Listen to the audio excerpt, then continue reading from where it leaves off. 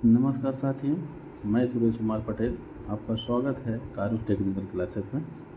तो जैसा कि हम लोग इसके पहले बात किए थे, डिफरेंट कंडीशन में वर्क डन हम लोगों ने निकाला था W बराबर P/DB लगा करके। रेक्टेंगल के लिए निकाला, ट्रायंगल के लिए, सर्किल के लिए निकाला। ठीक है, तो आज हम लोग स्टार्ट करेंगे सबसे फेमस टॉपिक, सबसे फेमस चैप्टर है फर्स्ट लॉ ऑफ थर्मोडायनेमिक्स, जिसको हम लोग शॉर्ट में कहेंगे फ्लॉट, FLOT। ठीक है, तो देखिए यहाँ पर फर्स्ट लॉ से जो एक कॉन्सेप्ट निकल के आता है, यहाँ पे mainly first law mainly express क्या करता है। ठीक है,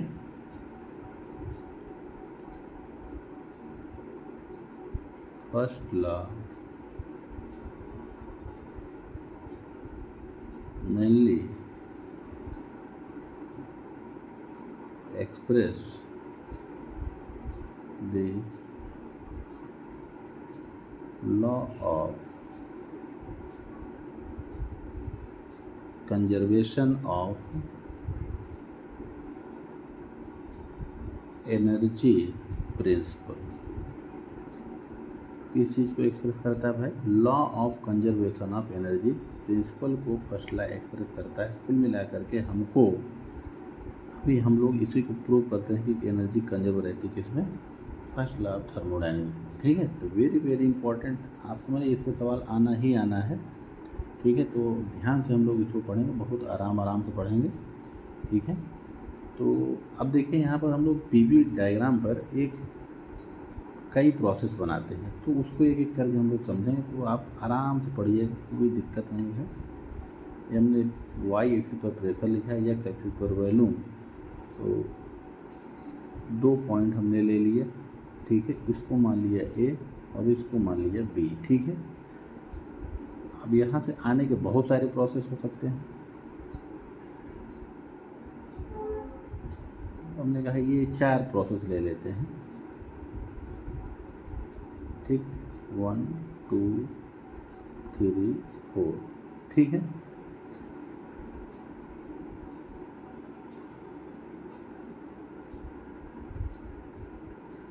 ये हमने ले लिया। अब देखिए सबसे पहले बात करेंगे हम लोग कि process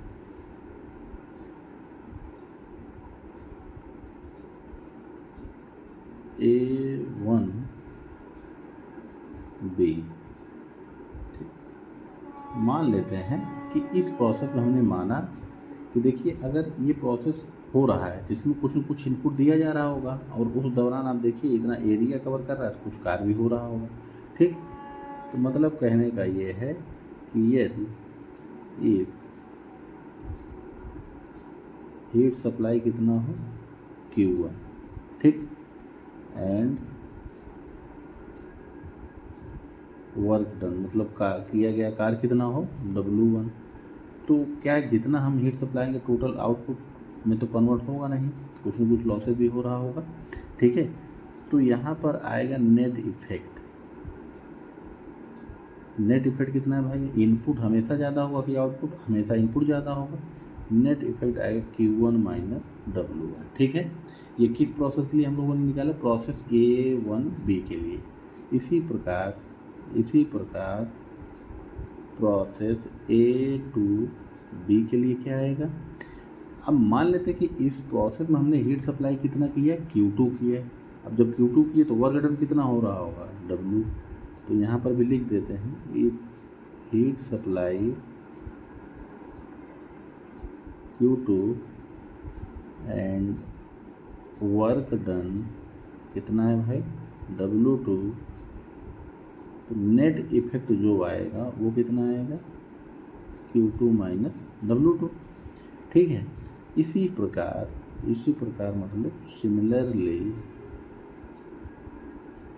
process A3B A4B, process A3B and A4B। ठीक, हमने दोनों लिख दिया, एक साथ लिख देते हैं, तो यहाँ पर कितना आ जाएगा net effect? Q3 minus W3, और इधर क्या आ जाएगा? क्या चीज़? Net effect Q4 minus W4। ठीक, ये इतना आ गया। अब लेकिन हम ये देख रहे हैं कि जो हमारा ये अलग अलग प्रोसेस के लिए नेट इफेक्ट अलग अलग तो आ रहा है, अलग अलग यहाँ notation Q1 minus W1, Q2 minus W2 ऐसे हो रहा है, लेकिन क्या इसके बीच की दूरी बदल रही है? ये तो हमेशा कांस्टेंट है, मतलब कि जो नेट इफेक्ट की वैल्यू है ये कांस्टेंट है। अलग अलग पाथ के लिए अलग अलग हीट सप्लाई होगा, अलग अलग वर्क डन होगा, लेकिन नेट इफेक्ट हमेशा क्या रहेगा? कांस्टेंट। यहाँ हम आसान भाषा में लिखते हैं, अलग अलग पाथ के लिए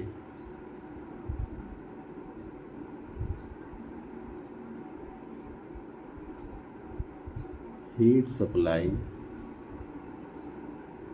तथा वर्क डन अलग अलग होगा, लेकिन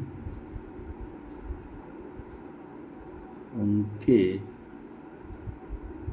बीच का अंतर, और वो अंतर क्या है भाई? Net effect. जो अंतर है नेट इफेक्ट, वो क्या है? अंतर हमेशा कांस्टेंट है, ठीक है। इसके बीच की दूरी कांस्टेंट, मतलब कि अंतर भी हमेशा कांस्टेंट रहेगा, ठीक। तो इससे हम लोग क्या कह सकते हैं कि हीट क्या है? Heat is a path function, ये हम लोग प्रूव भी कर चुके हैं, ठीक। And work is also a path function, but net effect is a point function. क्यों? क्योंकि ये अलग अलग पाथ तो है, लेकिन ये वैल्यू क्या है? हमेशा कांस्टेंट है, तो इसलिए एक पॉइंट फंक्शन होगा, ठीक है। आप देखिए यहाँ पर हीट एंड वर्क क्या है? Form of energy. हीट और वर्क एक एनर्जी के हित रूप हैं, इसलिए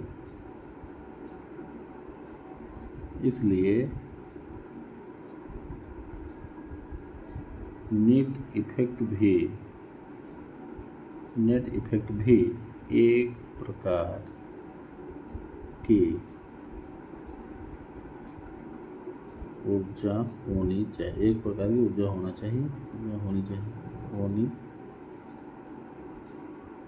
चाहिए। और इस ऊर्जा को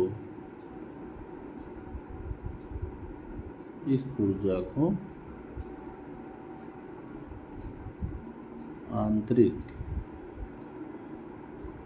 ऊर्जा, मतलब इंटरनल एनर्जी कहा गया, ठीक है। कहने का मतलब कि जो डिफरेंस आ रहा है हमेशा वो क्या है? कांस्टेंट है, इसलिए उसको एक पॉइंट फंक्शन होगा, पॉइंट फंक्शन है। लेकिन और हम ये देख रहे हैं कि हीट और वर्क हमारा क्या है? पाथ फंक्शन, लेकिन डिफरेंस हमेशा कांस्टेंट है, तो वो पॉइंट फंक्शन होगा। हीट और वर्क एनर्जी है, तो इसलिए डिफरेंस भी हमारा क्या होगा? एनर्जी ही होगा। तो उस एनर्जी को क्या कहा गया? Internal energy. तो अब यहाँ पर हम देखते हैं कि जो नेट इफेक्ट आ रहा है हमारा, नेट इफेक्ट ये किसके बराबर होना चाहिए भाई? UB माइनस UA, ठीक। और नेट इफेक्ट इधर क्या आ रहा है? Q minus W। ये क्या आ रहा है? अलग अलग process Q1 minus W1, Q2 minus W2, Q3 minus W3, Q4 minus W4। तो यहाँ से हम क्या कह सकते हैं? यहाँ से ये कह सकते हैं कि UB माइनस UA बराबर Q माइनस W। एनर्जी देखिए, इंटरनल एनर्जी एक पॉइंट फंक्शन है, heat path function, W path function, और पाथ फंक्शन को हम लोग कैसे डिनोट करते हैं, डेल्टा से। पॉइंट फंक्शन को हम लोग डिनोट करते हैं डी से। पॉइंट फंक्शन को डी से और पाथ फंक्शन को डेल्टा या डी लिख के ऐसे काट देते हैं। तो यहाँ पर देखिए, यहाँ पर हमारा क्या आएगा, यहाँ आएगा, इसको हम अगर डिफरेंस हमको लिखना हो तो क्या लिखेंगे, डी यू बराबर delta Q minus delta W, ठीक है। या ये लिख सकते हैं डेल्टा क्यू बराबर डब्लू इधर ले आइए, D you plus delta W. तो यहाँ से देखिए क्या आ रहा है, ये डेल्टा क्यू क्या है, heat supply,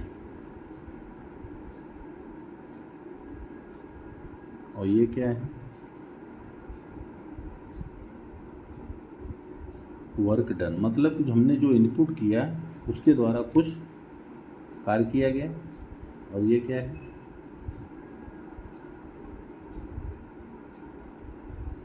remaining energy.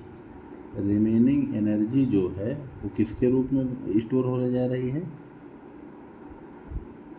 Internal energy के रूप में। कहने का मतलब ये है, अगर किसी सिस्टम में हम हीट सप्लाई करते हैं डेल्टा क्यू, उसके द्वारा कुछ काम किया गया डेल्टा डब्लू, बाकी जो एनर्जी थी उसकी आंतरिक ऊर्जा के रूप में स्टोर हो गई। तो कहने का मतलब कि जो हीट सप्लाई आपने टोटल एनर्जी किया था वो टोटल एनर्जी कांस्टेंट है। अगर टोटल एनर्जी कांस्टेंट है तो यहाँ से क्या हमारा निकल के आ गया, लॉ